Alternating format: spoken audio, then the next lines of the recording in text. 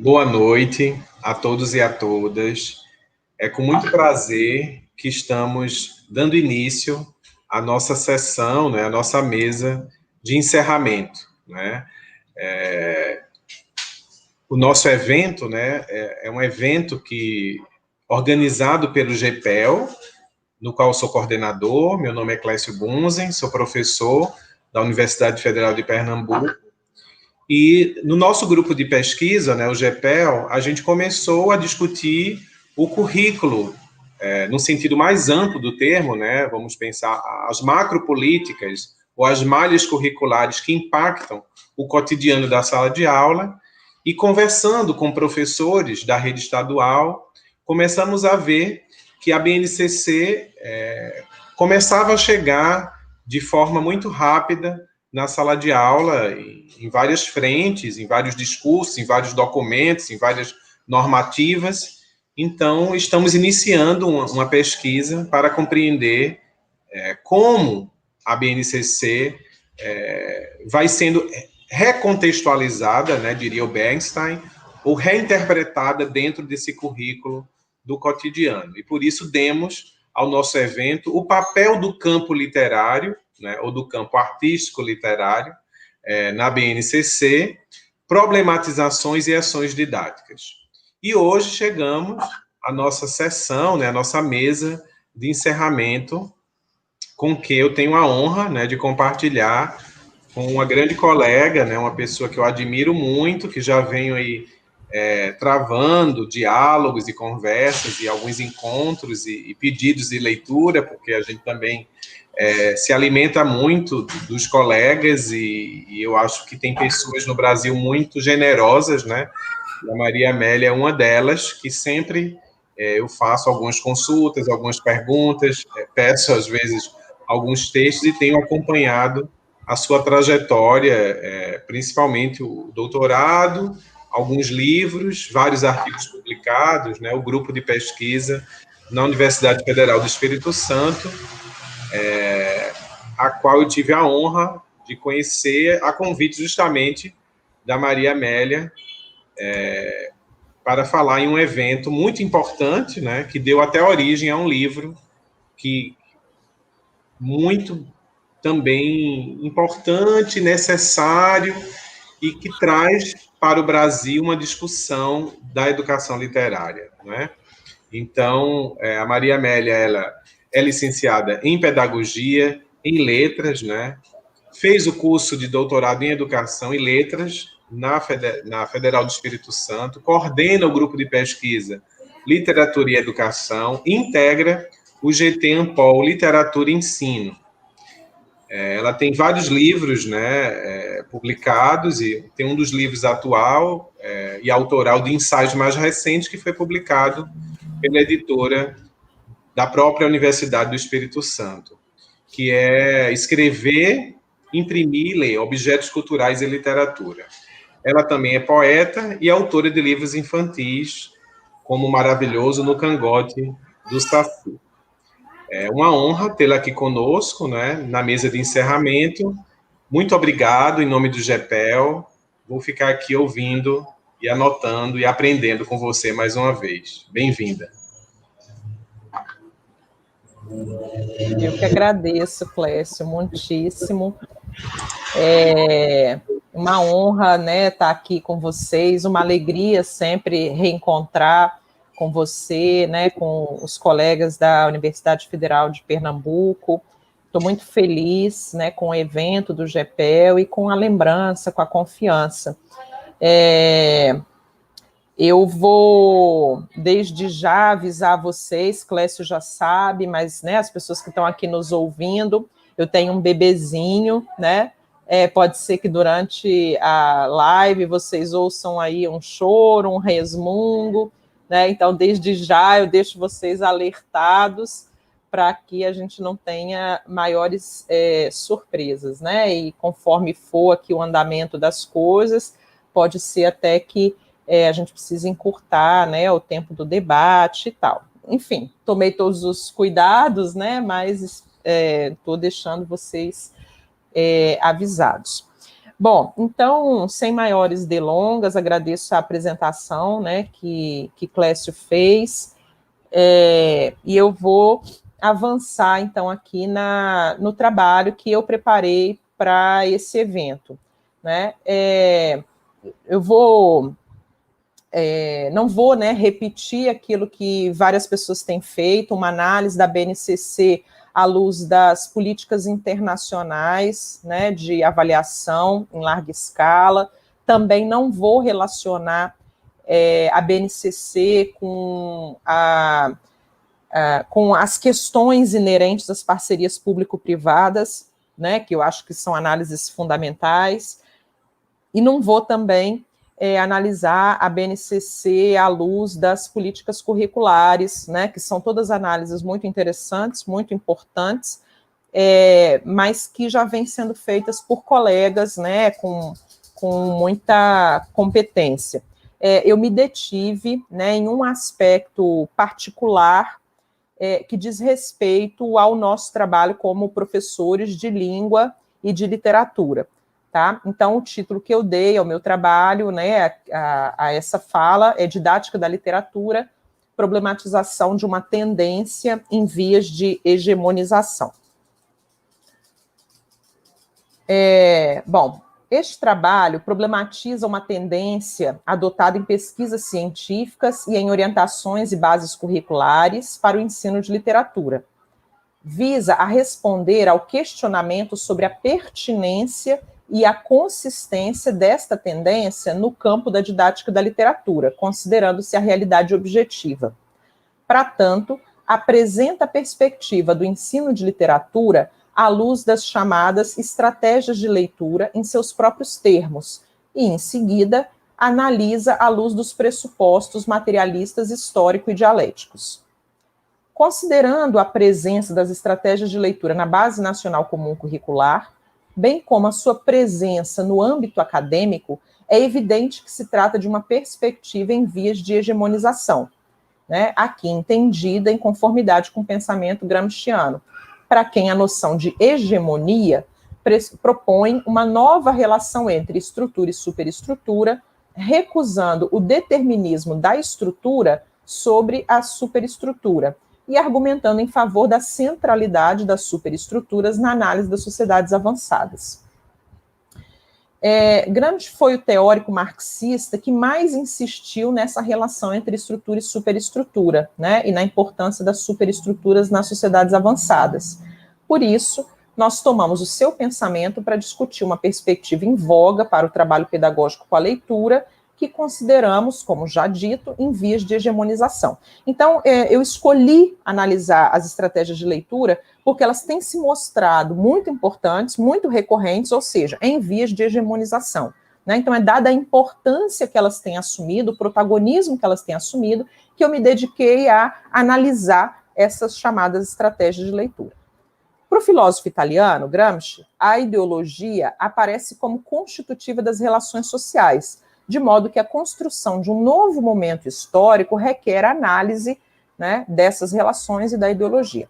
Conforme Alves, Gramsci afirma que é muito comum um determinado grupo social que está em situação de subordinação com relação a outro grupo adotar a concepção de mundo deste, né, deste grupo hegemônico, mesmo que ela esteja em contradição com a sua atividade prática.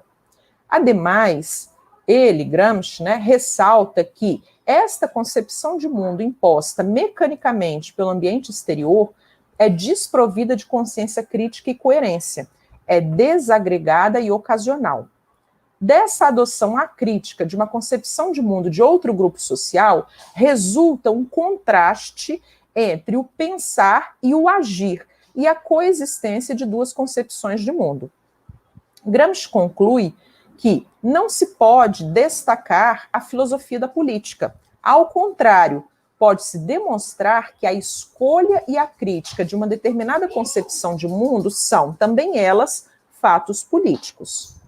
Para Gramsci, a consciência crítica é obtida através de uma disputa de hegemonias contrastantes, primeiro no campo da ética, depois no âmbito político, culminando finalmente numa elaboração superior de concepção do real. Então, partindo, né, dessa perspectiva gramsciana, né, é que eu faço essa análise filosófica, ética e política dessa perspectiva de estratégia de leitura no momento presente.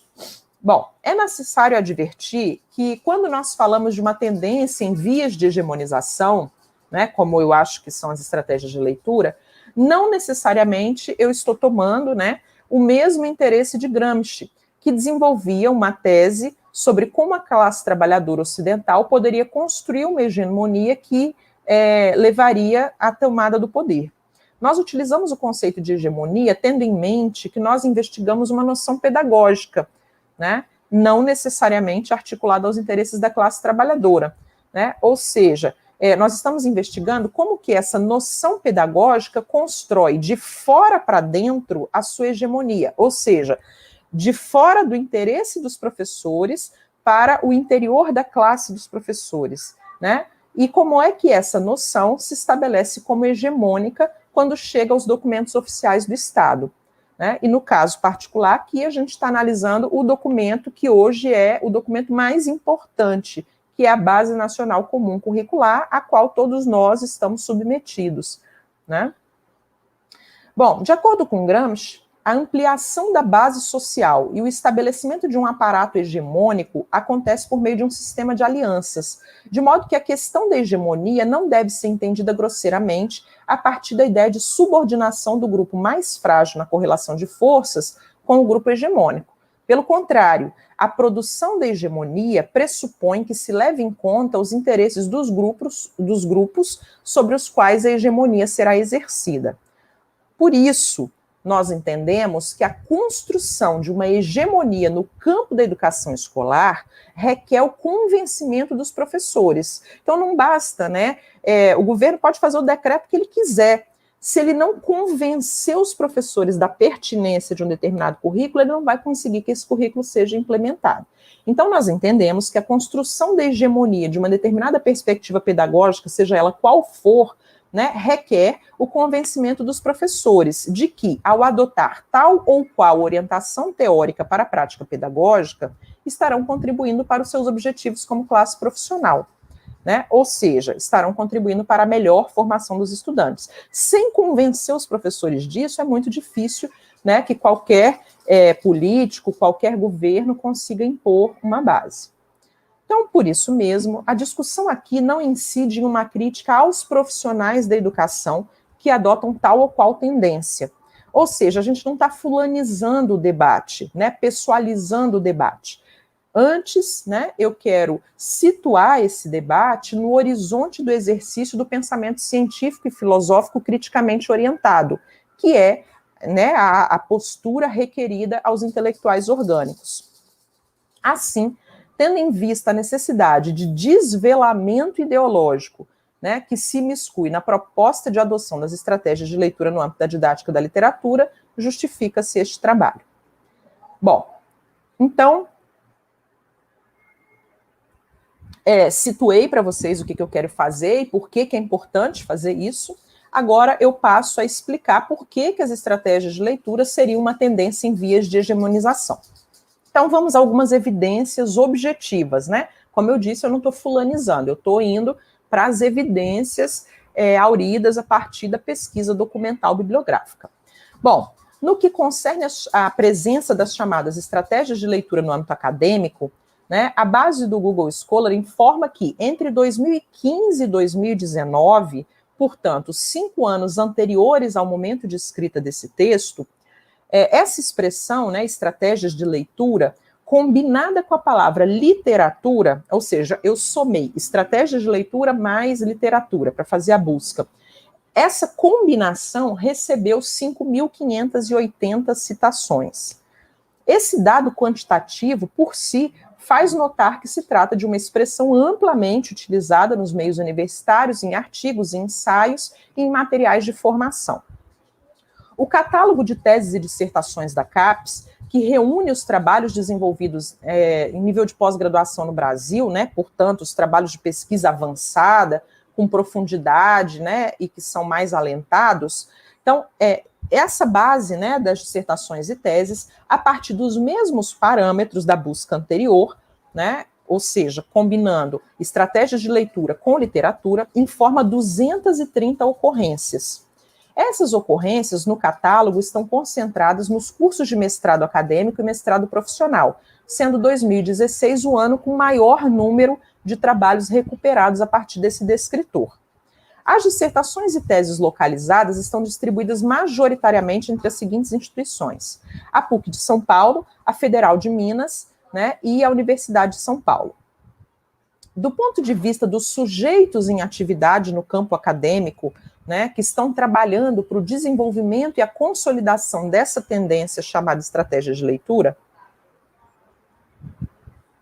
o levantamento realizado aponta que os orientadores mais frequentes no conjunto desses 230 trabalhos são Beatriz dos Santos Feres, Renata Junqueira e Maria de Lourdes Guimarães Carvalho, atuantes em áreas do conhecimento intituladas, né, na plataforma como Língua Portuguesa, Letras e Educação.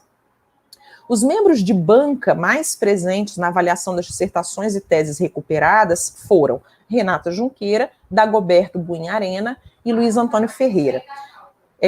Bom, levando em conta esses dados, né, ou seja, quem são os principais orientadores que têm orientado trabalhos que trabalham com estratégias de leitura e quem são os membros de banca mais recorrentes, eu fui até o currículo Lattes dessas pessoas identificar as produções bibliográficas-chave, né, que elas têm feito, que elas botaram no mundo e a partir das quais têm sido feitas essas milhares de citações que eu pontuei para vocês. Então, levando em conta esses dados, né, e buscando uma consistência na apresentação da perspectiva teórica das estratégias de leitura, eu identifiquei que há uma obra que foi paradigmática, ou seja, que instituiu um marco a partir do qual essa expressão estratégia de leitura passou a ser muito usada no Brasil. E essa obra se intitula Ler e Compreender, Estratégias de Leitura, né? E foi organizada por Menin, Giroto, Arena e Souza. Organizada não, ela é autoral, são esses 4 autores que publicaram em 2010. Né? Nessa obra, 2 dos autores indicados pelo catálogo como fundamentais para o desenvolvimento e consolidação dessa perspectiva no campo acadêmico comparecem como autores dos textos. Né? Então, pegando essa obra, que é uma obra de referência muito citada e que foi escrita, né, por 2 desses intelectuais identificados como centrais, né, para a difusão das chamadas estratégias de leitura. Então, usando essa obra, né, nós evitamos o risco de tomar como referencial para apresentação conceitual eventuais divulgadores e diluidores pouco afeitos ao efetivo desenvolvimento e disseminação da noção em foco. Né? Então, já que eu queria entender o que eram essas estratégias de leitura, eu fui, né, nas principais referências, né, na obra central e paradigmática para isso no Brasil. Bom, tá tranquilo até aqui, né? Então, no que concerne ao âmbito das propostas oficiais, é importante ressaltar que as estratégias de leitura são explicitamente citadas 18 vezes na BNCC. Então, foi por isso que eu fui analisar, né? Porque ela não tem uma ocorrência lateral, né? Não é uma nota de rodapé, não é uma coisa assim que passou batido. Não, ela está lá 18 vezes no arquivo. Se você baixar o PDF, der um localizar, você vai localizar essa expressão estratégia de leitura 18 vezes. No subitem Língua Portuguesa no Ensino Fundamental Anos Iniciais, ela aparece, essa expressão estratégia de leitura, pela primeira vez, né, no seguinte trecho. Assim, no Ensino Fundamental Anos Iniciais, no eixo leitura/escuta, amplia-se o letramento por meio da progressiva incorporação de estratégias de leitura em textos de nível de complexidade crescente. Isso é uma citação, né, como vocês estão vendo aí, da própria BNCC. Em seguida, as estratégias de leitura comparecem como objeto de conhecimento do campo artístico literário no quadro síntese da proposta para o ensino de língua portuguesa no 6º e 7º anos e depois no 8º e 9º anos. E comparecem também no correspondente rol de habilidades a serem desenvolvidas pelos estudantes nessa disciplina. Né? Aí tem lá, EF 67, LP 28. Aí vem aqui a citação da BNCC. Ler de forma autônoma e compreender, selecionando procedimentos e estratégias de leitura adequados a diferentes objetivos e levando em conta características dos gêneros e suportes, né? Então, ler romances infanto-juvenis, contos populares, contos de terror, lendas brasileiras, indígenas e africanas, narrativas de aventura, narrativas de enigma, mitos, crônicas, autobiografias, história em quadrinhos, mangás, poemas de forma livre e fixa, como sonetos e cordéis, videopoemas, poemas visuais, dentre outros, expressando a avaliação sobre o texto lido e estabelecendo preferências por gêneros, temas e autores. Então, isso é uma das menções no rol lá das habilidades. Depois, na habilidade EF 89 LP 33, aparece ler de forma autônoma e compreender, selecionando procedimentos e estratégias de leitura, blá, blá, blá, blá, blá, blá, blá, blá, blá, blá, né? Enfim, não vou ler para a gente aproveitar o nosso tempo aqui. Então, só para mostrar para vocês que as estratégias, elas apareceram, né, como a gente viu, pela primeira vez, né, nesse trecho, né, assim, no ensino fundamental, amplia-se o letramento pela incorporação das estratégias de leitura. Depois aparece, né, como objeto do conhecimento do campo artístico literário e, por fim, aparece no rol de habilidades, tá? Bom, as demais ocorrências da expressão estratégias de leitura se localizam na parte da BNCC referente à língua inglesa. Consignam, de acordo com a leitura contextualizada do documento, um entendimento diferente daquele realizado na parte referente à língua portuguesa, pois enfatizam que elas se aplicam não à leitura autônoma, à compreensão de textos literários, à expressão de avaliação ou ao estabelecimento de preferências por gêneros, temas e autores, como acontece na parte referente à língua portuguesa. Mas estratégias de leitura na parte referente à língua inglesa é entendida como um recurso metacognitivo de aproximação inicial dos textos a serem lidos em quaisquer esferas da atividade humana, e não privilegiadamente da esfera literária, como aparece lá no currículo, na parte da BNCC de língua portuguesa. Bom, no que concerne à língua inglesa, as estratégias de leitura aparecem como uma unidade temática e não como objeto do conhecimento, né, como acontece lá em português, vinculada aos seguintes objetos de conhecimento: hipóteses sobre a finalidade de um texto e compreensão geral específica, leitura rápida, né, para o 6º ano. Compreensão geral específica, leitura rápida e construção do sentido global do texto para o 7º ano. Né? No 8º ano, aparece como construção de sentidos por meio de inferências e reconhecimento explícitos e recursos de persuasão e recursos de argumentação para o 9º ano. Né? Então, voltando aqui, em português, né, em língua portuguesa, as estratégias de leitura aparecem de uma forma. Em língua inglesa, aparecem de outra, né, como unidade temática vinculada a objetos de conhecimento, né, que foram esses que eu acabei de ler. Já no campo das chamadas práticas de estudo e pesquisa, ao final do documento, as estratégias de leitura comparecem mencionadas explicitamente na habilidade identificada como EM, né, ensino médio, 13 e LP 28. Qual habilidade? Organizar situações de estudo e utilizar procedimentos e estratégias de leitura adequados aos objetivos e à natureza do conhecimento em questão. Fim de citação. Bom, então até agora eu descrevi para vocês as ocorrências da expressão estratégias de leitura na BNCC. Agora a gente começa a parte da análise, né? Bom, face a esse conjunto de dados, emerge como inequívoco o processo de construção de hegemonia das estratégias de leitura no campo da didática da literatura no Brasil.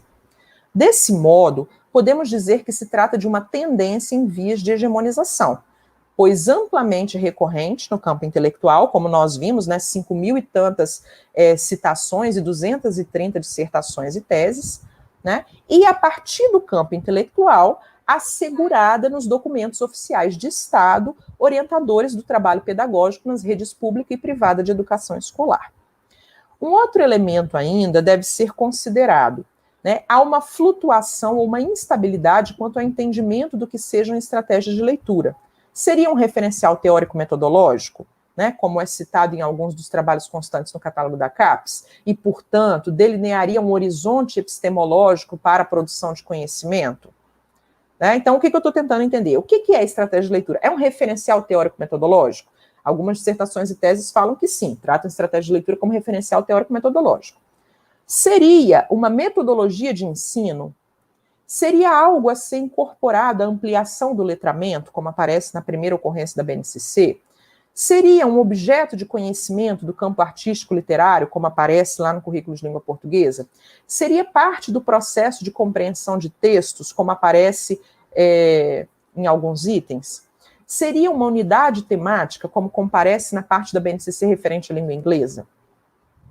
Bom, diante de tantos questionamentos e face às inconsistências demonstradas já no documento basilar para o currículo de toda a educação básica, o nosso objetivo é bem modesto: esclarecer em seus próprios termos como que se apresenta a perspectiva das estratégias de leitura no Brasil. Para tanto, conforme já anunciado, vamos recorrer a uma publicação organizada por autores de referência, com base nos parâmetros já explicitados anteriormente. Nossa principal atenção será dirigida às concepções da intelectual estadunidense, que introduziu, por meio de palestras, cursos e colaborações de pesquisa, as chamadas estratégias de leitura em nosso país, e que foi convidada pelos organizadores da publicação para prefaciar aquela obra que eu mencionei para vocês, né, a partir da qual a perspectiva das estratégias de leitura ganhou, né, uma ampla disseminação no Brasil. Né, o que evidencia que os intelectuais brasileiros, né, aqueles identificados que eu mencionei para vocês, concedem a essa intelectual estadunidense um reconhecimento e prestígio, já que, como paratexto, o papel de um prefácio é não apenas apresentar a obra, né, mas, por meio de um argumento de autoridade intelectual, reforçar a pertinência e a legitimidade do conteúdo da publicação. Então, você não convida para fazer o prefácio do seu livro uma pessoa que você não entenda como sendo alguém, né, com legitimidade, com pertinência intelectual. Então, eu estou entendendo que, ao convidarem essa intelectual estadunidense para fazer o prefácio, os autores da obra que eu mencionei veem nela, né, uma autoridade. Bom, como é que, então, é entendida, né, ou são entendidas as estratégias de leitura na visão dessa pesquisadora que formou os primeiros quadros brasileiros, né, para o desenvolvimento e a disseminação dessa perspectiva? Então, vamos lá. A obra Ler e Compreender, Estratégias de Leitura, organizada por Menin Giroto Arena e Souza, se estrutura em 5 partes. Um prefácio, assinado por Lynn Davis, né? Os capítulos 1, 2 e 3, né? O capítulo 1 se intitula A Literatura Infantil como Produção Cultural e como Instrumento de Iniciação da Criança no Mundo da Cultura Escrita. O capítulo 2 se intitula Estratégias de Leitura para Pensar Alunos e Compreender o que Leem. E o capítulo 3 se intitula Avaliar Atividade de Leitura para quê? E, enfim, né, esse livro que eu estou apresentando para vocês aqui tem um apêndice intitulado Sugestões de Livros para as Estratégias de Compreensão. Então, essa é a estrutura, né? Essa obra, Ler e Compreender Estratégias de Leitura, tem um prefácio, 3 capítulos e um apêndice. O prefácio, né, que é assinado pela Lynn Davis, que é essa intelectual estadunidense que, a partir da qual se disseminou essa perspectiva no Brasil. Então, o prefácio informa que o livro decorre de uma pesquisa de 3 anos, iniciada em 2006, que teve por objetivo, cito, levar a literatura infantil para a sala de aula e, dessa forma, envolver os alunos com os livros, né, e que teve como objeto de investigação, cito, a aplicabilidade do uso da literatura infantil no ensino de estratégias de compreensão textual desenvolvidas em programas de leitura em escolas primárias e secundárias. Fim de citação. A prefaciadora, né, a Lynn Davis, relata que realizou uma palestra no Brasil e que retornou algum tempo depois para ministrar, cito, uma série de minicursos para professores de escolas regulares e de universidades sobre estratégias de compreensão. Fim de citação. Informa que os estudos foram realizados com base no livro, né, Estratégias que Funcionam, né, que atualmente está na 3ª edição, publicada em inglês. Né, a 3ª edição saiu em 2017, para quem tiver interesse de ir atrás. Na sequência, a prefaciadora explicita a sua concepção de leitura. Cito, né, isso aqui é uma citação da Lynn Davis. Eu não precisava falar a língua deles dos brasileiros para os quais ela deu o curso. Eu não precisava falar a língua deles para perceber a paixão daqueles professores pela aprendizagem e pude constatar com que dedicação eles lutavam para melhorar o ensino da leitura. Nós concordávamos que ler é muito mais que decodificar palavras e responder a questões literais. Ler é uma questão de estratégia. Enfim, de se conectar com as personagens da história, fazer perguntas sobre coisas novas que o leitor aprendeu, fazer inferências para chegar a uma conclusão ou interpretar. De qualquer modo, leitores independentes e proficientes desenvolvem estratégias. Como leitores proficientes, independentes, nós temos consciência de quando perdemos o foco e sabemos como superar a nossa falta de compreensão. Nossas estratégias de fixação estão internalizadas, justamente por isso são automáticas. Quando lemos, usamos imagens mentais para nos ajudar a compreender as ações dos personagens ou adquirir um novo conceito. Ao contrário de nós, muitas crianças das séries iniciais não utilizam estratégias de compreensão automaticamente. Tudo isso aqui, gente, é citação dela, tá? A citação é longa, mas continua sendo texto dela. Ainda a citação. Os leitores proficientes envolvem-se na leitura porque desenvolveram muito bem habilidades e estratégias que lhes permitem atingir um alto nível de compreensão. O ensino de estratégias de compreensão ajuda os alunos a refletirem sobre o que leram e os instrumentaliza para um mergulho mais profundo no texto. Aulas que efetivamente ajudam a desenvolver as estratégias promovem oportunidades para a prática da reflexão sob a orientação do professor, despertando nos alunos comportamentos desejados, como a prática independente. Os alunos que internalizam as estratégias de compreensão tornam-se capazes de transferir seu conhecimento para gêneros diferentes e textos mais complexos. Tem sido um privilégio trabalhar com esses dedicados educadores, os autores do livro, cujo principal objetivo é criar ambientes de aprendizagem nos quais os alunos se tornam leitores proficientes e independentes. Fim de citação. Os grifos, os itálicos aí que vocês viram, são meus. Bom, então, fim de citação. Embora longa, a citação é necessária para contextualizar adequadamente e em seus próprios termos as chamadas estratégias de leitura. A partir da visão da estudiosa estadunidense que formou os primeiros profissionais a partir dos quais essa perspectiva se desenvolveu e se disseminou no Brasil. Para Davis, então, ler é uma questão... Estou pegando aqui expressões lá da citação dela. Para Davis, então, ler é uma questão de estratégia, Leitores independentes e proficientes desenvolvem e aplicam estratégias e se envolvem com a leitura porque desenvolveram muito bem habilidades e estratégias. Essas estratégias de leitura são internalizadas e, por isso, são automáticas. E quando nós lemos, nós usamos imagens mentais. Quanto ao trabalho dos professores, para a autora, boas aulas de leitura promovem oportunidades para a prática da reflexão, despertando nos alunos os comportamentos desejados. Isso tudo são falas dela. E educadores dedicados têm como principal objetivo criar ambientes de aprendizagem nos quais os alunos se tornam leitores proficientes e independentes. Isso tudo é a perspectiva dela. Tudo isso me parece evidenciar uma refuncionalização de concepções pedagógicas que, em tese, teriam orientado o século XX. Então, aqui já é a minha análise. Os professores, longe de ensinarem conteúdos e incidirem sobre a formação omnilateral dos estudantes, promovem oportunidades, despertam comportamentos, bem à moda behaviorista, e criam ambientes de aprendizagem. Então, o que eu estou dizendo? A partir daquilo que Davis fala, eu estou enxergando no que ela fala, uma refuncionalização de concepções pedagógicas que atravessaram o século XX. No tocante ao objeto de conhecimento, é importante não deixar esquecido que Davis evidencia que a sua contribuição para os primeiros quadros brasileiros articula-se ao desenvolvimento da pesquisa inaugural realizada por Menin Geroto, Buin e Souza entre 2006 e 2009, e cuja síntese foi publicada no livro que nós tomamos como fonte.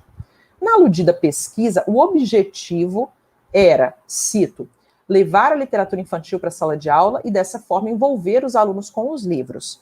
E o objeto de investigação era a aplicabilidade do uso da literatura infantil no ensino de estratégias de compreensão textual desenvolvidas em programas de leitura em escolas primárias e secundárias. Fim de citação. Não vamos avançar aqui, na compatibilidade ou não entre o objetivo e o objeto enunciados. Eu não vou ficar fazendo análise de metodologia da pesquisa. Nós vamos nos restringir a indicar que, nas afirmativas citadas, né, reconhece-se a crença muito disseminada de que o contato das crianças com a literatura infantil em contexto escolar é o principal fator para que os sujeitos se envolvam com livros. E B, detecta-se uma visão de literatura instrumental, pois a literatura infantil seria usada no ensino de estratégias de compreensão textual. Né? É isso que ela diz. Quando ela fala, né, que o objeto de investigação, né, era a aplicabilidade do uso da literatura infantil no ensino de estratégias de compreensão textual. Então, essa análise eu não estou tirando da minha cabeça, eu estou tirando daquilo que está declarado, né, no texto da pesquisadora Davis. Do ponto de vista de uma análise pedagógica, a noção de envolvimento das crianças com livros é inespecífica ou vazia, né, sem parâmetros que permitam julgar o que é uma pessoa envolvida ou não com livros e sem parâmetros que justifiquem por que isso seria desejável a ponto de constituir um legítimo objetivo educacional, razão pela qual parece pouco produtiva, né, como noção científica ou filosófica. Já do ponto de vista de uma análise estético-literária, parece suficientemente óbvia a impertinência de se reduzir a literatura infantil a um material didático cujo uso viria a ser julgado como aplicável ou não ao ensino de estratégias de compreensão textual. Então, vejam que há aqui uma inversão, né? A literatura infantil, ao invés de ser o objeto, né, do conhecimento, ela passa a ser um recurso didático, né, um recurso metodológico para eu atingir um outro objetivo, né, um outro objeto, que seria a estratégia cognitiva pela estratégia cognitiva. Note-se, por fim, um esvaziamento da função de transmissão de conteúdos escolares, pois mesmo nas poucas ocorrências da palavra ensino no prefácio de Davis, ele é reduzido, né, o ensino, é reduzido ao ensino de estratégias de compreensão textual desenvolvidas em programas de leitura em escolas primárias e secundárias. Ou seja, né, a escola não ensina conteúdos com vistas ao desenvolvimento de capacidades e habilidades, mas se ensinam estratégias, ou seja, processos metacognitivos. Trata-se, pois, de uma alusão à perspectiva de que a escola na escola as pessoas devem aprender a aprender, né, que é um lema que foi difundido a partir de políticas internacionais, da Unesco e né? Ou seja, as pessoas, ao invés de aprenderem conteúdos, ao invés de aprenderem conhecimentos, elas aprendem a monitorar a própria aprendizagem, né? Ou seja, ser fiscal de si mesmo, esvaziando-se os objetos de aprendizagem, ou seja, os conteúdos que deveriam ser apropriados e objetivados. Tais estratégias, conforme Giroto e Souza, seriam conexões, inferências, visualização, questionamento, síntese e sumarização. Né? E tais nomenclaturas são assumidas pelas autoras na publicação que esquadrinhamos com a seguinte justificativa, cito, optamos por utilizar essas nomenclaturas, tendo em vista que temos por base o ensino dessas estratégias à luz da teoria metacognitiva dos norte-americanos referenciados neste texto. Fim de citação. Bom, então agora eu passo já, né, a parte praticamente final do meu trabalho, em que eu faço uma análise das estratégias de leitura à luz da realidade objetiva. Bom, em relação à concepção de leitura decantada do pensamento de Davis, o processo discursivo e dialógico não constitui atividade de leitura, pois se constituísse, ler implicaria não apenas produzir sentidos, mas assumir uma posição responsável e responsiva face ao discurso alheio.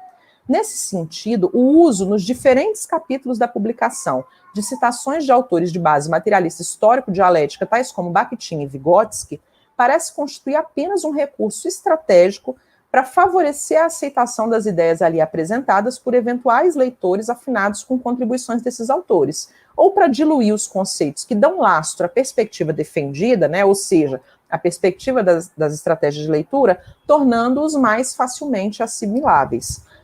Esse recurso, né, de sair misturando um monte de autores de tendências teóricas diferentes é fartamente estudado, né, nos documentos oficiais brasileiros. E a gente está vendo que as autoras lá daquele livro publicado em 2010 também fazem isso.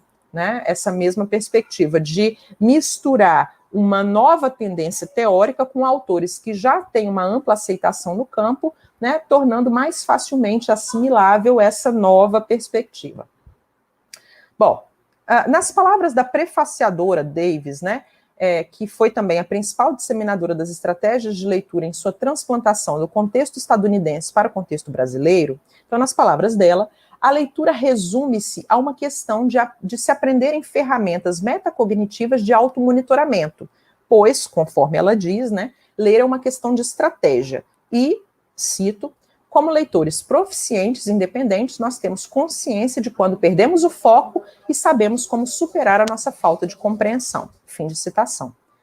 Tais estratégias, segundo ela, precisam ser não apenas internalizadas, mas automatizadas, de modo que se aplique aos textos sem qualquer hesitação. Não haveria, pois, sequer dúvidas quanto à sua pertinência face à infinidade de textos e gêneros que circulam em inúmeras esferas da atividade humana. Face à ideia de que leitores independentes e proficientes se envolvem com a leitura porque desenvolveram muito bem habilidades e estratégias, é pertinente ressaltar um apagamento da dimensão cultural, econômica, histórica e social da leitura. Nas palavras de Davis, como vimos, não há menção ao fato de que as pessoas se tornam leitores independentes e proficientes por uma série de razões que não se restringem a questões metacognitivas.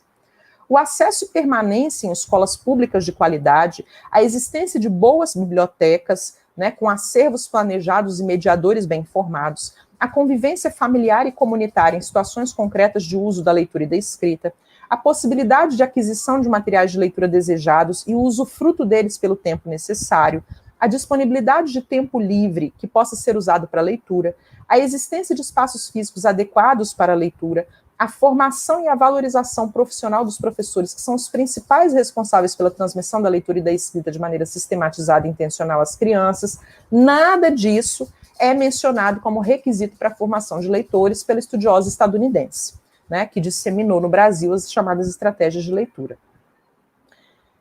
Bom, do ponto de vista dos elementos da realidade concreta, portanto, a hipótese aventada para os problemas atinentes ao ensino e aprendizagem da leitura, né, então, a hipótese aventada pela Davis, né, foi o uso de livros didáticos, cito a Davis, cujos scripts eram bastante específicos, a pouca disponibilidade de literatura infantil e o não ensino de estratégias metacognitivas. Cito para vocês a fala da Davis em que ela diz isso.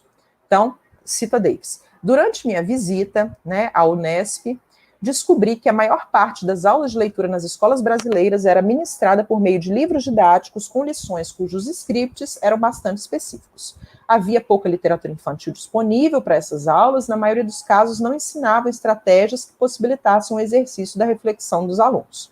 Minha amiga Renata e seus colegas acreditavam que o uso exclusivo de manuais didáticos no ensino de leitura não preparava os alunos para uma leitura proficiente. Eles sabiam que os alunos precisavam de estratégias de compreensão específicas para se tornarem leitores independentes e para refletirem sobre o que liam. Fim de citação. A oposição entre, de um lado, leitores proficientes independentes e, de outro, não leitores ou leitores não proficientes, tampouco perpassa questões de classe, a se julgar pela posição assumida por Davis. O que escapa à autora é que as pessoas leem ou não leem não porque elas sejam capazes ou incapazes de fazer um monitoramento automatizado do seu próprio processo de leitura, mas por uma série de fatores que são vincados pela objetividade material. O Brasil e o mundo detêm inaceitáveis índices de analfabetismo, né? A taxa global de alfabetização de pessoas com mais de 15 anos é de 84%. No Brasil, são 93%. Esses índices de analfabetismo se referem apenas a pessoas com mais de 15 anos. A situação brasileira, ao final do ciclo de alfabetização, né, é dramática.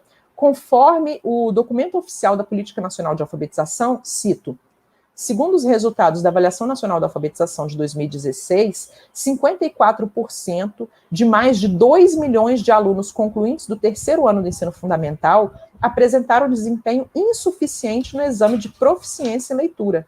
Desse total, cerca de 450 mil alunos foram classificados no nível 1 da escala de proficiência, o que significa que são incapazes de localizar uma informação explícita em textos simples de até 5 linhas e de identificar a finalidade desses textos, como convites, cartazes, receitas e bilhetes. Em escrita, 33,95% das crianças estavam em níveis insuficientes. Embora o número não seja tão alto em comparação com a leitura, percebe-se a gravidade do problema diante da descrição desses níveis. Aproximadamente 680 mil alunos de cerca de 8 anos estão nos níveis 1 e 2, o que quer dizer que não conseguem escrever palavras alfabeticamente, ou que escrevem com desvios ortográficos. Quanto à escrita de textos, ou produzem textos ilegíveis, ou são absolutamente incapazes de escrever um texto curto. A comparação dos resultados das edições de 2014 e 2016 revela uma estagnação no desempenho dos alunos. Além disso, percebe-se que a situação está muito distante daquela estabelecida pelo PNE, a saber, alfabetizar todas as crianças no máximo até o final do 3º ano do ensino fundamental. Fim de citação. Então, estou trazendo aqui um dado da realidade brasileira sobre o processo de alfabetização. O Brasil, afora essa questão dos índices de alfabetização, tem a segunda maior concentração de renda do mundo, né? Gente, nós somos o segundo país do mundo inteiro com a maior concentração de renda. Ou seja, 1% mais rico da população brasileira concentra 28% da renda total do país. E os 10% mais ricos no Brasil concentram 41% da renda. Então, vejam, 10% da população tem 41% da renda. Logo, 90% da população tem que se virar com o que resta. Isso significa que, para que tão poucos tenham tanto, a maior parte da população do país vive em condições miseráveis. Quanto a isso, é elucidativo o texto de uma matéria jornalística que expõe os dados da pesquisa produzida pelo IBGE em 2019. Apenas 2,7% das famílias brasileiras concentram 20% do dinheiro, né? A informação é da pesquisa de orçamentos familiares divulgada pelo IBGE. Segundo a pesquisa, o total de famílias no Brasil é de 69 milhões de famílias. Desse número, 2,7%, o que equivale a 1,8 milhão de famílias, tem um rendimento superior a R$ 23.850. Enquanto isso, 23%, que equivalem a 16 milhões de famílias, recebem somente até R$ 1.900, ou seja, o que corresponde a menos de 2 salários mínimos. A pesquisa afirma que a renda média das famílias no Brasil é de R$ 5.400. No entanto, esse cálculo soma o rendimento de todas as famílias, pobres e ricas, e forma uma média. Desses R$ 5.400 da média, R$ 1.080 vem do rendimento das famílias mais ricas e apenas R$ 297 vem das famílias mais pobres. A pesquisa mostra ainda que, no rendimento das famílias que ganham até R$ 1.900 mensais, 24% vem de transferências governamentais, como aposentadorias, pensões, bolsas de estudo e programas sociais. Enfim, os dados da desigualdade são gritantes.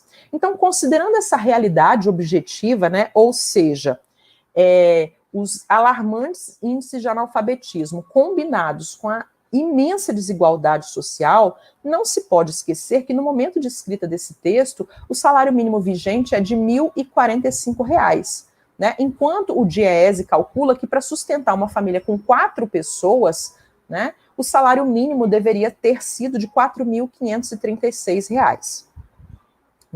Adicionalmente, de acordo com dados da PNA, que é a Pesquisa Nacional por Amostragem, no momento de escrita desse texto, em 2020, a população subutilizada cresceu 15%, chegando a um total de 29% de pessoas subutilizadas, ou seja, que nem estão empregadas e não estão trabalhando a carga horária que poderiam, ou que desejariam, melhor dizendo.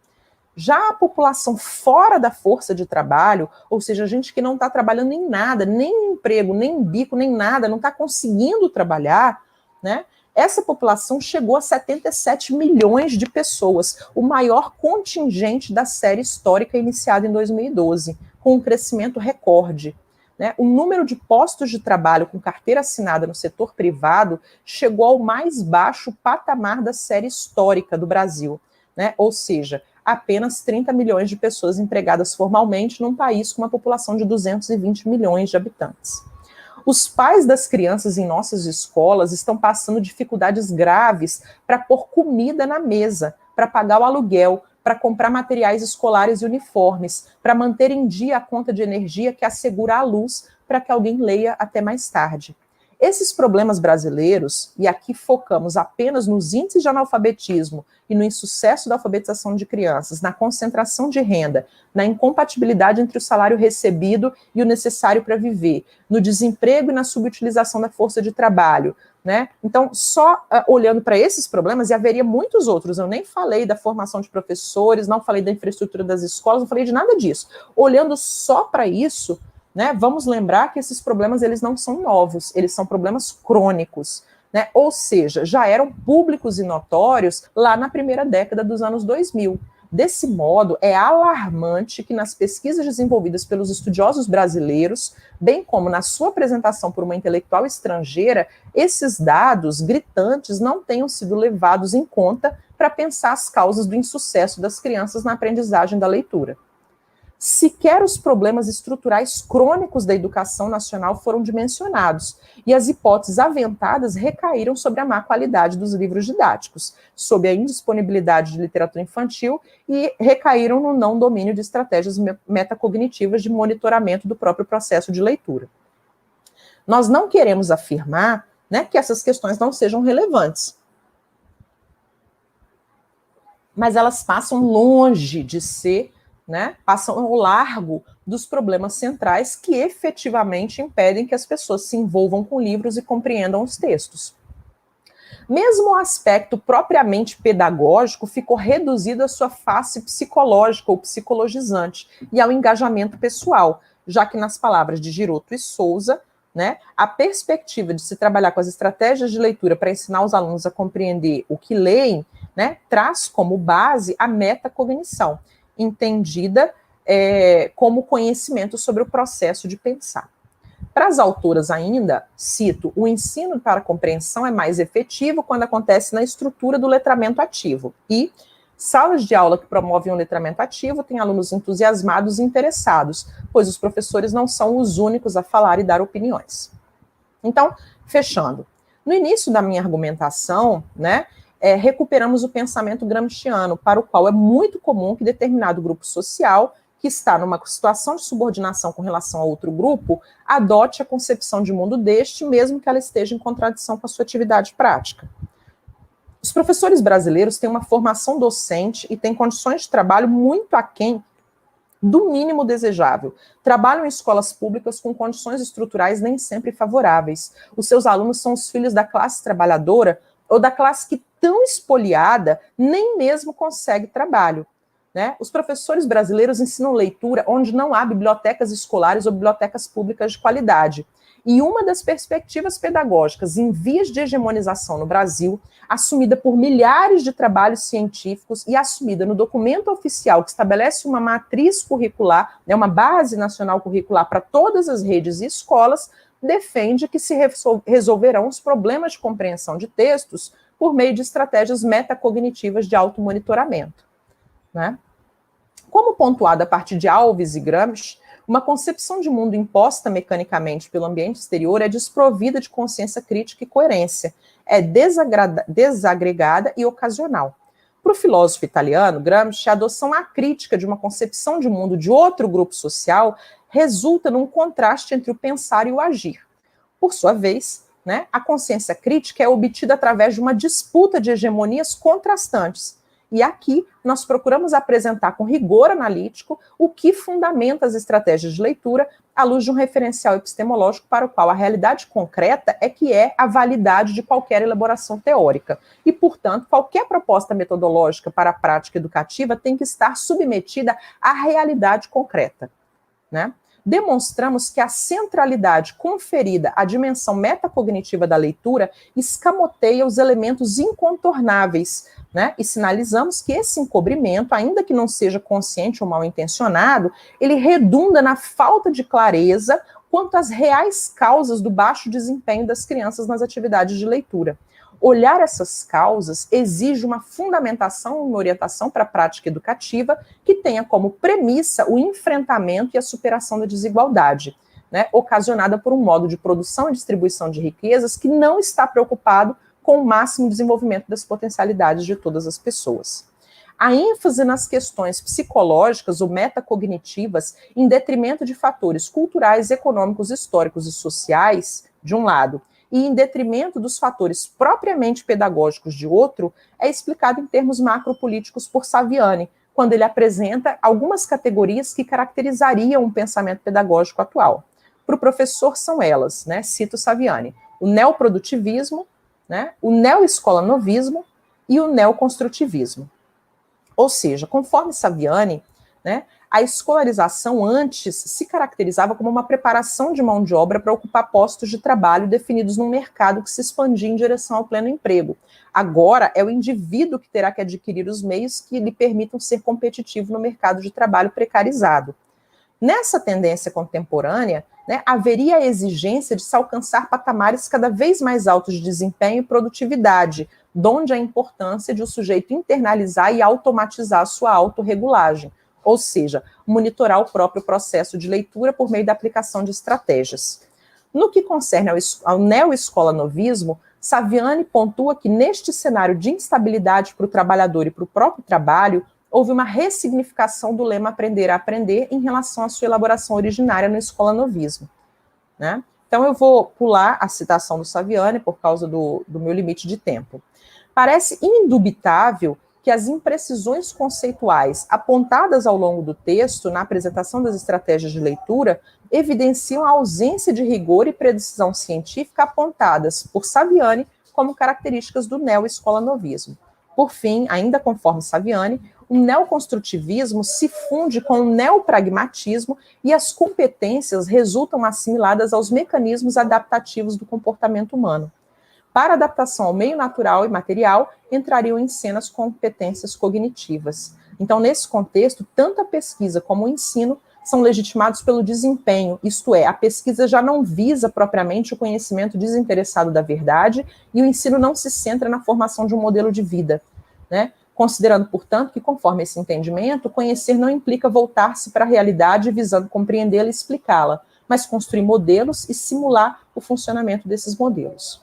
Assim, considerando que o nosso objetivo era apresentar e responder ao questionamento sobre a pertinência e a consistência do trabalho pedagógico com a leitura orientado pelas estratégias de leitura, face à realidade objetiva, parece pertinente concluir que a resposta é negativa, e não se trata apenas de uma diferença de orientação epistemológica com seu espraiamento para os campos linguístico, literário e pedagógico, embora isso seja relevante quando se pensa a defesa da classe que vive do trabalho, que é a classe a qual pertencem os professores em atuação na rede pública.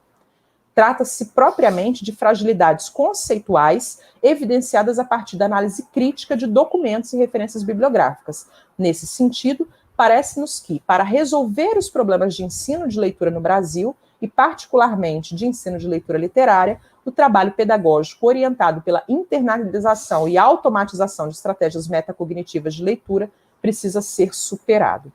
Bom, é isso, né? As referências estão aqui disponíveis e, assim, oportunamente, vocês podem ter acesso a elas.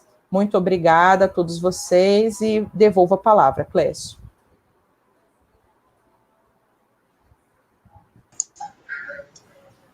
Muito bom, Maria Amélia. Sim, se estivéssemos em um auditório, certamente, né, estaríamos todos aplaudindo muito essa sua fala necessária, né? A gente pode ver aqui os comentários, né? Maravilhosa apresentação, uhul, né? As pessoas estão aqui, brilhante análise, né? Então, assim, a gente vai projetando aí, né? Realmente a recepção, né? Do seu texto, lido e interpretado e discutido de uma forma tão brilhante. Então, realmente, o GEPEL fica muito orgulhoso, né, de tê-la aqui conosco mais uma vez. Já esteve em outros momentos, né, em Pernambuco, eu estava lembrando, em seminários de livro didático, também no PET Letras, quando eu fui coordenador, e com certeza o seu nome é sempre muito bem-vindo, tanto quanto as suas publicações e discussões.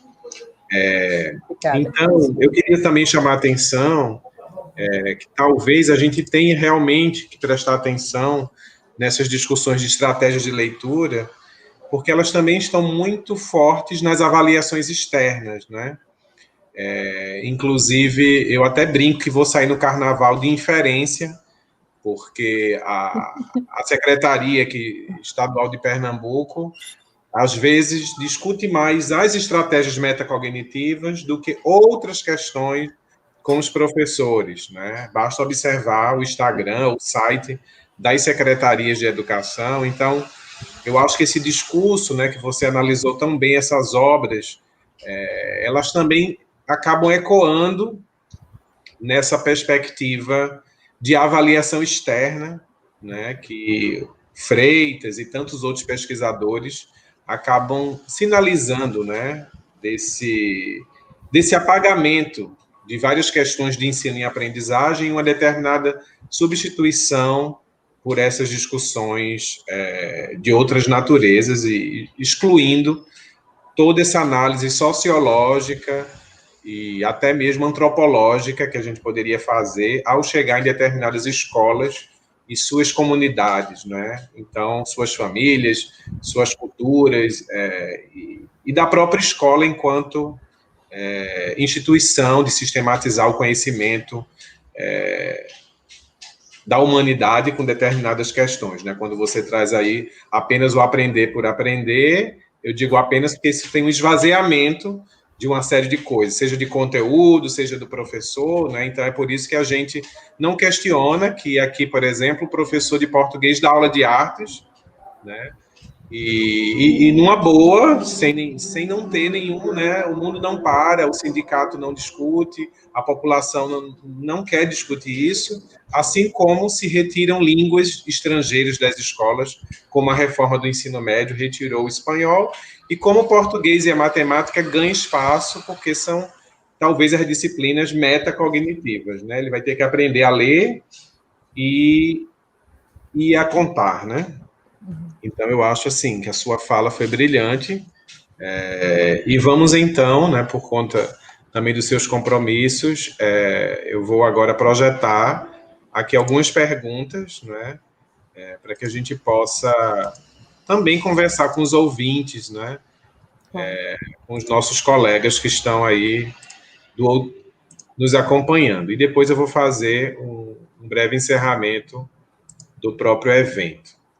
Então, a gente tem uma primeira pergunta, né? A Gabi Redigolo, ela pergunta: professora, a senhora concorda que provavelmente a pesquisadora apenas depositou a visão estadunidense dela? Já ouvi muito sobre como os estudantes nos Estados Unidos precisam ser autônomos ao longo de seu período educativo acadêmico. Em nosso país, ela pergunta se é apenas uma transposição. Eu respondo logo ou você vai fazer em bloco? Pode responder logo? Não, acho que pode responder. Tá. Eu acho, me parece que sim, né? Eu não, assim, infelizmente, eu até tentei comprar livros da pesquisadora, encontrei a universidade onde ela trabalha e tal, mas assim, eu não consegui ter muito acesso a muita coisa. Eu achei artigos bem pontuais, mas me parece que ela trabalha bem nessa perspectiva metacognitiva, né? De monitoramento e tal, né? Da própria cognição. Acho que os contextos brasileiros e estadunidenses são bastante diferentes. Agora, compete a nós, como intelectuais brasileiros, né, não darmos lastro à importação de teorias que podem ser ótimas para outras realidades, mas que talvez não sejam boas para nós. Então, eu penso sempre que a gente deve submeter teorias importadas ao crivo da realidade objetiva em que a gente atua. Né? Então, por mais bonitas, melhores que elas sejam, elas precisam passar por esse filtro, né? Vamos dizer assim, da nossa reflexão crítica. E a nossa reflexão crítica deve ser pautada em quê? Na nossa realidade. Né? Então, assim, eu acho que eu não estou querendo responsabilizar a intelectual estadunidense, o trabalho dela, né, é importante, reconhecido, a crítica que eu faço, como eu disse, não é uma crítica pessoal, né? Mas provavelmente tem sim que ver com o contexto em que ela atua, né? Agora não é porque é bom para lá que precisa ser bom para nós, né?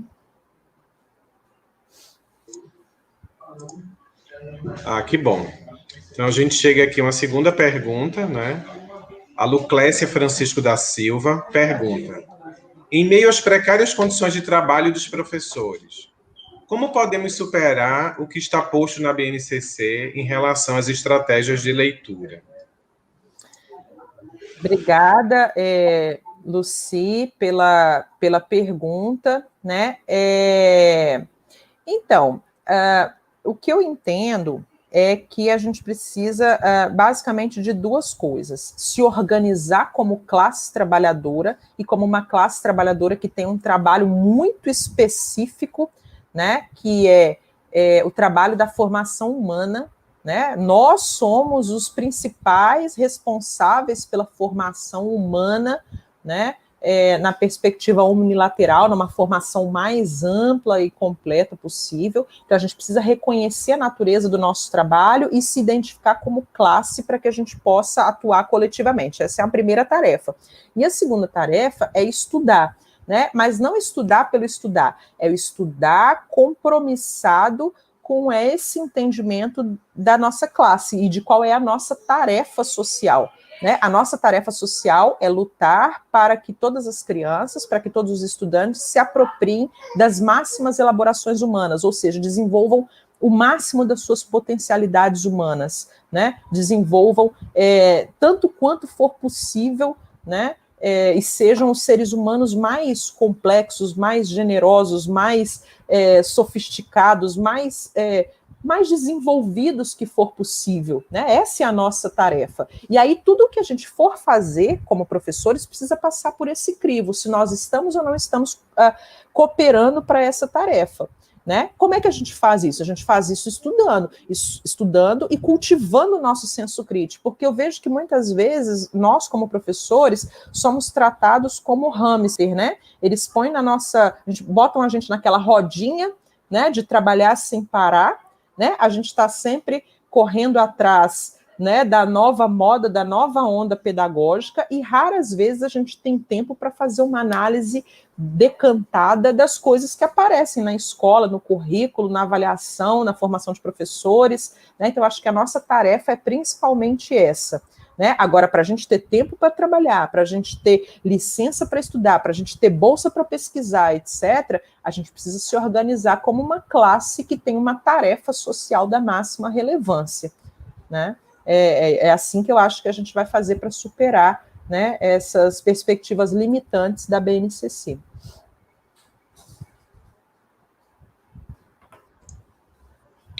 Que bom. Temos mais duas perguntas, tá? Para a gente poder fazer aqui o encerramento do evento. Eu vou projetá-las, só um momento. Então, temos uma pergunta da Rosana Máximo. Ela diz: professora, o que quer dizer quando a BNCC usa a expressão textos de complexidade crescente? Seria no sentido da linguagem ser complexa para os alunos ou por questões estruturais do gênero? Olha, aí eu agradeço muito pela pergunta, Rosana, mas eu acho que talvez a gente precisasse buscar na própria BNCC, inclusive isso pode ser um tema de estudo, né? Da mesma maneira como eu fiz essa análise das estratégias de leitura e como eu já fiz num outro texto a análise da questão da criatividade na BNCC, eu acho que toda vez que a gente se depara com esse tipo de questão, né, de dúvida que a gente tem, a gente faz esse levantamento, vai ao documento, vai atrás das referências bibliográficas que foram usadas para dizer isso, né, vai atrás das pessoas que escreveram o documento, que atuaram como consultores, enfim, para situar, né, esse conceito, né, esse trabalho de ficar fazendo essa hermenêutica, né, do documento é a nossa tarefa intelectual. Então, eu não tenho como responder para você com clareza em relação a isso, mas, né, a gente precisaria fazer essa pesquisa no próprio documento, qual é o conceito de texto, qual é o conceito de complexidade, né, para poder ter essa resposta à luz da BNCC. Agora, à luz do pensamento bakhtiniano, né, eu penso que é a passagem dos chamados gêneros primários em direção aos gêneros secundários, e há uma crescente compreensão da situação enunciativa, né, de todos os elementos que concorrem para a produção, né, de um determinado texto, etc. Né, mas aí, enfim, aí já é a teorização do Bakhtin e não necessariamente aquilo que está lá na BNCC. Aí é nossa tarefa intelectual fazer essas análises. Sim, com certeza.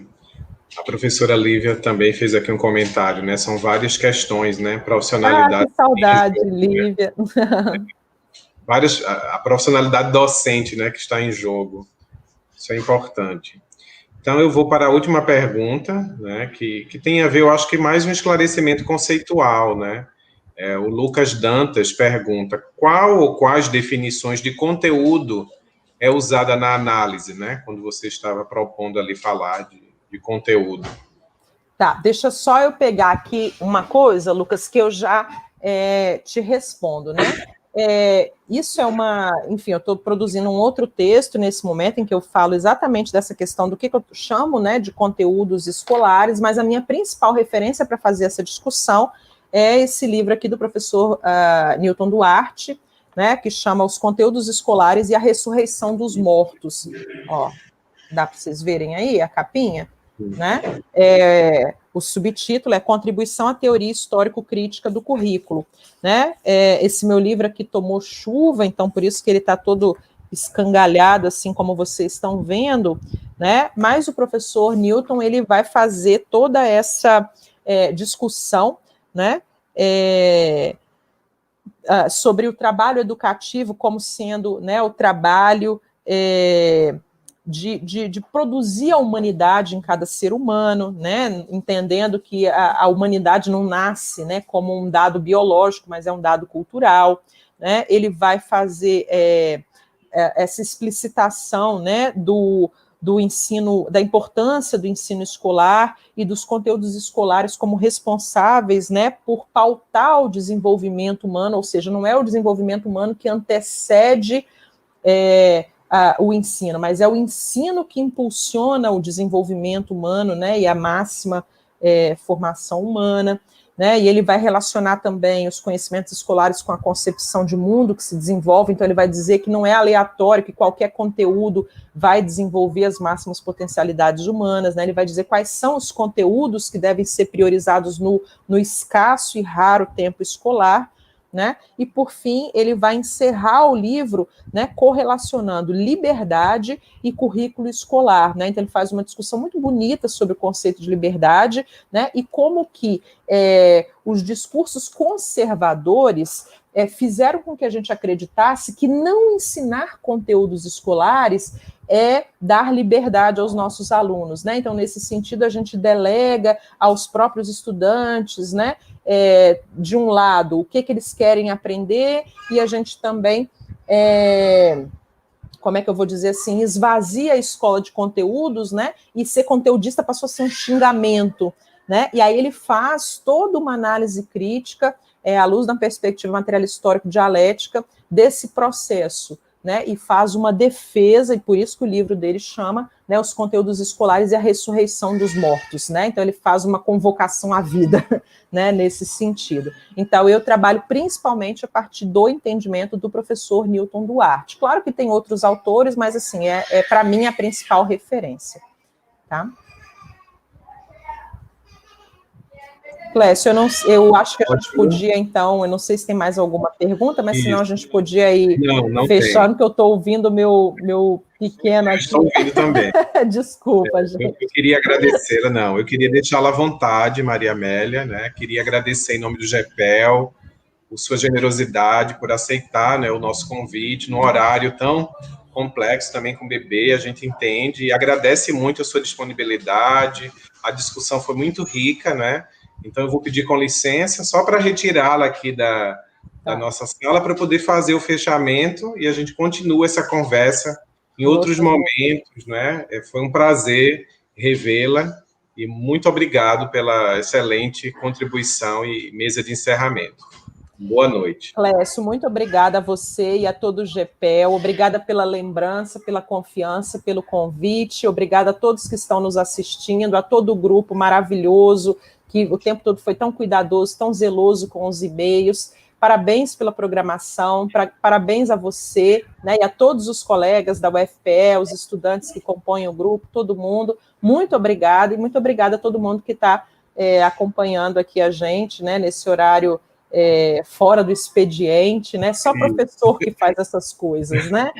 De trabalhar de graça fora do expediente, porque entende a seriedade do trabalho que a gente faz, né? A importância da nossa tarefa, né, social. Gente, muito obrigada, boa noite. E Clécio, eu reparei agora que a gente está igual uma dupla, né? Para cantar aqui com as cores combinando. Combinamos. Que muito bom rever vocês, gente. Bem, muito obrigado. Um abraço. Tchau. Então, gente, foi um prazer, né, tê-los e tê-las aqui conosco. Como eu falei na abertura do evento, né, a gente queria realmente produzir um diálogo com vários investigadores, com professores de educação básica, com secretarias de educação e com cursos de formação inicial e continuada. E eu acho que o GPEL conseguiu fazer esse diálogo, né? A gente trouxe vários especialistas, né? Tanto do Centro-Oeste, do Norte, do Nordeste, do Sudeste e do Sul do Brasil. Foram 3 dias com uma programação intensa, mas muito pensada nessa reflexão sobre a BNCC, mas também sobre educação humana, sobre educação literária, né? Falei na abertura do evento que a gente iria compreender as leis, mas também queríamos entender os lírios, né? E retomei um poema de Drummond, onde ele dizia, né? As leis não bastam, os lírios não nascem da lei. Então, a gente poderia dizer também, né? Que a BNCC não basta, porque a gente precisa ter liberdade, seriedade e consciência para produzir nossas aulas, porque elas não vão nascer sozinhas das leis. Precisa de muito trabalho docente, humano, sensível, e foi o que a gente viu aqui, né? Eu queria recuperar algumas falas ou palavras para a gente poder finalizar esse evento, né? A gente se perguntou, o que é a base? Para quê, né? Por que uma base nacional para o ensino de literatura? A gente se perguntou como é que se forma leitores na escola.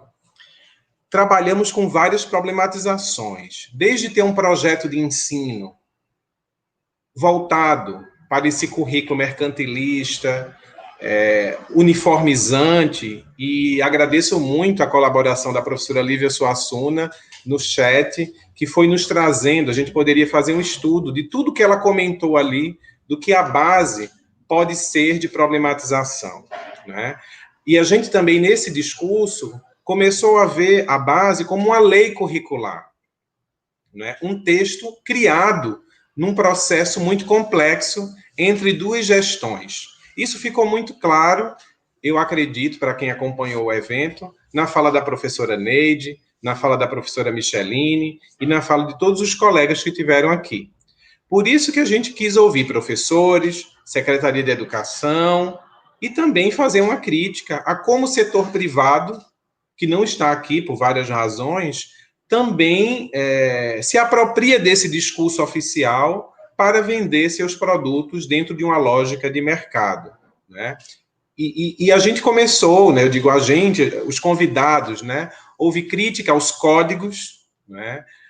Como a gente terminou falando de conteúdos com Newton Duarte, não é uma perspectiva de código, né? Uma perspectiva histórico-cultural crítica. Falamos desse, eu lembro da professora Caroline Becker falando da própria estrutura do documento, dessa arquitetura que ela nem nos aproxima, né, mais nos distancia desse documento. Discutimos muito a concepção de aprendizagem, né, que é bastante reduzida a competências e habilidades, e a gente sabe que ensinar e aprender é muito além, né, do que competências e habilidades, inclusive o próprio conceito de competência e de habilidade. Vários e várias convidados discutiram algumas imprecisões conceituais, e a Maria Amélia acabou de trazer mais uma como estratégias de leitura.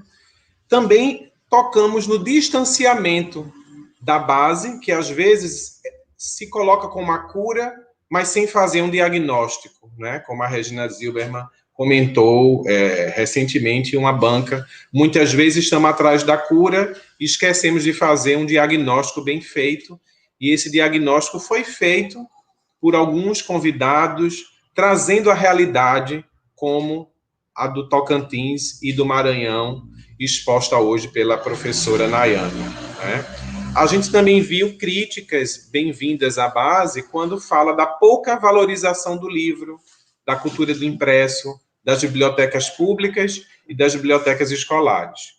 Enfim, foi um evento em que falamos muito sobre experiência, né? Palavra que esteve na voz da professora Neide Rezende. Falamos de autoria, de curadoria, de seleção de obras literárias, quando a Yandara, a Carol e o professor Márcio nos brindam falando sobre as escolhas literárias para crianças e jovens, e trouxeram Michel Petit, discutiram as astúcias dos professores, as fabricações e as brechas, né? E nos perguntamos, clássicos? Quais clássicos? Quais obras escolher? Como fazer isso no cotidiano? Como trabalhar com a escrita criativa? E aí, Cristiane Araújo, Helder Pinheiro e Wanda Martins trazem uma excelente contribuição ao reler a base, ao dizer que a base também pode ser um documento importante, interessante, e eles viram coisas positivas também ali, no excedente de visão de cada um, né? E Wanda traz Bakhtin, traz Cândido, traz o conceito de cronotopos, fazendo a gente pensar sobre os jovens, sobre os leitores, né? Sobre o direito à leitura e à literatura. Helder traz uma proposta interessantíssima, que emociona pela voz, pelo corpo, pela performance, e faz a gente pensar sobre o trabalho por temas, com antologia, com escolha, com curadoria, mas com muito estudo, como disse a Maria Amélia, e muito trabalho também. Então, a gente pode dizer, né, que conseguimos discutir diferentes visões sobre a BNCC e versões, porque Micheline representou um primeiro grupo que esteve na base. A professora Neide trouxe a sua experiência com a versão mais recente. E outros colegas também colaboraram com um olhar crítico, como o professor Marcel Amorim, trazendo os letramentos de resistência e fazendo a gente pensar o papel da linguística aplicada dentro dessa formação mais humana. Então, eu, como coordenador do GEPEL, mas não estou sozinho, tem um grande grupo aqui, fico muito feliz, porque a gente conseguiu discutir com vocês em 3 dias, pegando aqui um pouco o livro mais recente, né, do Rio do Cosson, Os Paradigmas do Ensino da Literatura, nós conseguimos discutir várias concepções de literatura que estão em jogo na BNCC. Os valores da literatura.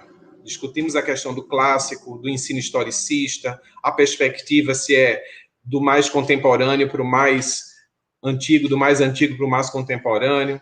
Discutimos os objetivos do ensino de literatura. Discutimos que conteúdo se ensina quando se ensina literatura na escola, né? A professora Neide e o professor Márcio trazem qual é o lugar da disciplina literatura. E a BNCC também não é o marco zero.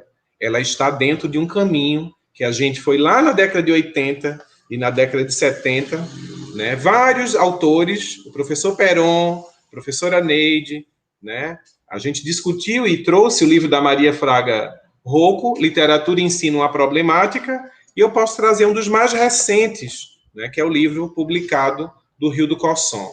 Então, estamos no Brasil, desde a década de 70, querendo discutir e problematizar o ensino da literatura, mesmo que as licenciaturas não tenham assumido ainda uma postura de colocar o ensino da literatura no centro do seu projeto político-pedagógico dos cursos de letras, né? Então, essa ausência também de uma discussão é também uma questão política de como os cursos de letras se organizaram nos últimos 30 anos.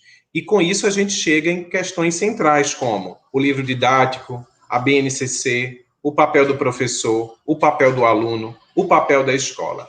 Mas chega a hora de se despedir, né, provisoriamente. O GEPEL já está preparando outras atividades e gostaria de sair com essa esperança, né, esperançar, como dizia Paulo Freire, e a minha esperança são as professoras Iandara e Carolina, que, na minha concepção, nesse evento, mostraram como elas conseguem, com a BNCC e junto com a BNCC, ou criticando a BNCC, dialogar com esse documento e fazer o seu currículo do cotidiano de uma maneira tão rica que nos emociona. Então, eu também quero terminar com Drummond falando: há tantos diálogos, diálogo com o ser amado, o semelhante, o diferente, o indiferente, o oposto, o adversário, o surdo-mudo, o possesso, o irracional, o vegetal, o mineral, o inanimato. Diálogo consigo mesmo, com a noite, os astros, os mortos, as ideias, os sonhos, o passado ou mais que futuro. Escolhe teu diálogo e tua melhor palavra, ou teu melhor silêncio. Mesmo no silêncio e com o silêncio, dialogamos. Essa é a nossa contribuição do GEPEL para o início de uma discussão desse grupo de pesquisa tão novo, mas que já conseguiu fazer esse evento que me deixa muito emocionado como coordenador, e por isso eu agradeço a todos e a todas que estiveram aqui presentes, a toda a equipe, né, que eu poderia citar: Sabrina, Cris, Eduardo, Isadora, Lucile, Carla, Joelson, Eduardo, né, Sabrina e tantos outros e outras, né, que se eu for citando aqui, eu posso até esquecer de alguém com tanto carinho. Isadora, né, que esteve presente conosco, professor Marcos, um grande parceiro. Então, eu queria agradecer a presença de vocês, a confiança e desejar uma boa noite e até logo. Muito obrigado.